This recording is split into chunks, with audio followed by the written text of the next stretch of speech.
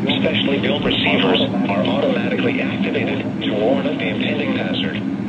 Tests of these receivers normally are The National Weather Service every Wednesday around noon. When there is a threat of severe weather in the area on Wednesday, the test is postponed until the next good weather day. The warning alarm transmitted over this and other NOAA radio stations in southern Wisconsin will normally be activated for watches and affect the following Wisconsin counties: Richland, Vernon, Adams,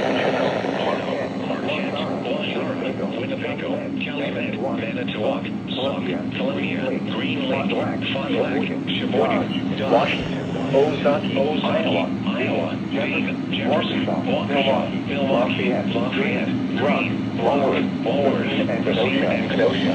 And the following Illinois counties: Stevenson, Boone, Winnebago, McHenry, and Lake, and all adjacent coastal waters of Lake Michigan.